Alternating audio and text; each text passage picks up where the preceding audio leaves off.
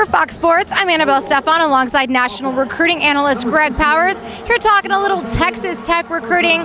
Now, Greg, no question about it, momentum has been on Texas Tech's side in terms of recruiting, even on the field up until recently, starting off the season 7-0. What's been the biggest surprise to you as to how the staff has really gotten out there and started recruiting immediately? Well, I mean, I think that Kingsbury is a guy who's very electric. He had the swagger or the momentum from Johnny Manziel's Heisman from the year before that he coached Johnny, and just a young staff, energetic, hit the recruiting trail very hard.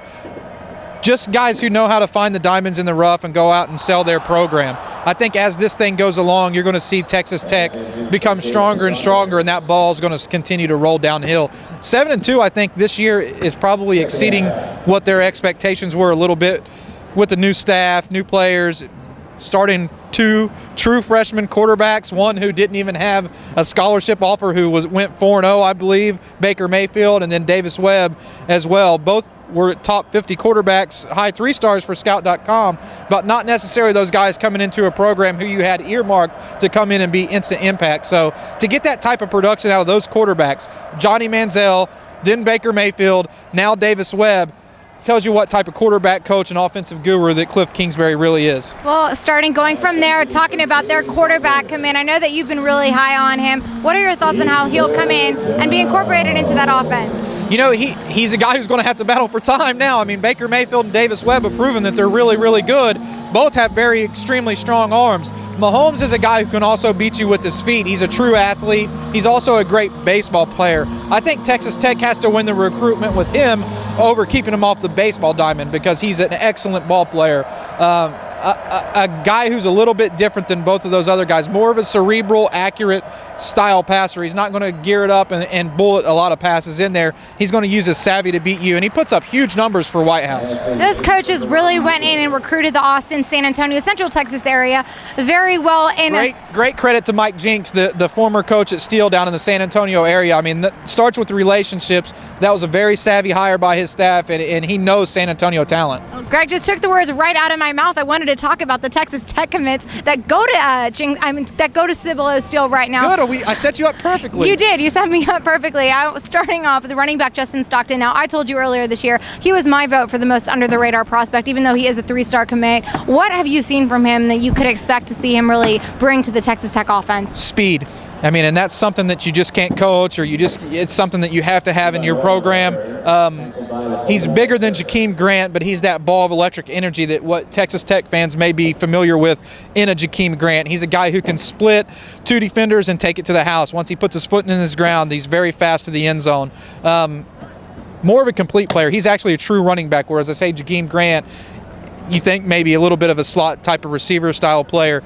Stockton's a real running back. And they went in and got a couple of guys in the trenches on both sides of the ball. One of them also goes to Steele High School, Deontay Noel. How do you expect him to come in and really make an impact? I know that he is all business and is really ready to play. And I think he needed to be all business because whenever you first started talking about this recruiting class, Noel wasn't a guy who jumped to the top. Everybody was talking about Josh Maben and Justin Stockton and knew about those guys. And Deontay was a guy who kind of slid through the cracks, and I think he's taken that into account, and he's really, really focused on what he needs to do to get it done. Now, just down the way in Round Rock, offensive lineman Robert Castaneda, another 3-star commit. Round Rock has been doing pretty well this year. How can he come in? A big grinder. I mean, you got to have these guys. I mean, you want to have these guys up front, and there's nothing that gives a quarterback much more comfort than having a kid that's well over 300 pounds standing in the way of a defensive tackle bearing down on you like a Malcolm Brown at Texas or a Jordan Phillips at Oklahoma. When you're playing in those type of games, you need those type of guys to protect you, and I think that's the type of player he is. Had to steal him away from Kansas State, so there were other Big 12 schools that were really interested in him. So a player that other schools coveted. Now, looking at the list of commits that they have right now, they did get in a bunch of JUCO guys, but also some very solid 3-star type players. Who are some of the guys that are maybe under the radar right now but could turn out to be big players in college? Ian Sadler is my pick for maybe the most under the radar guy in the state of Texas. I mean, he's an electric playmaker. Everybody throws out the Wes Welker comparisons because he's that slot style wide receiver. But out of all the guys that they've received verbal commitments from in the last 10 years, this guy may actually be the next Wes Welker. He is a very, very serious guy. Hard to stop. He can beat you deep. He can beat you underneath. He's electric. They even use him at running back some for Argyle High School. And another kid in his same type of frame, same type of player is Cameron Batson from Oklahoma City. Another very electric player. But up and down the line, Texas Tech has got that class where you can look at it and say, as a fan, I wish we had more 4-stars. And I can see fans and I can get fans wanting to have more 4-stars on their list, but I'm telling you, Texas Tech has got the class that has the good 3-stars, and sometimes that's more important. They can't all be 4-stars. Some of these 3-star guys are great football players. They just may be 2 inches shorter than the guy who's rated as a 4-star, or a 1/10 of a second slower in the 40. There can only be so many 4-stars. So 3-stars can be good too. But the Red Raiders haven't given up on some of those 4-star and 5-star prospects. Of the guys who are still uncommitted, I know that they have a chance with a few. In your opinion, who is the most likely to potentially become a Red Raider? I'm keeping my eye on Katie Cannon. I'm not saying that he's the most likely to be a Red Raider, but I think he's the guy that's committed to another school in Baylor that they could have a decent shot at landing. I actually predicted that Katie Cannon would go to Texas Tech before he committed to Baylor, so it was kind of a surprise to me, even though he had always said that Baylor was his school. I think Texas Tech provides him an opportunity to go to a young program, a program that he can make a name for his own self there.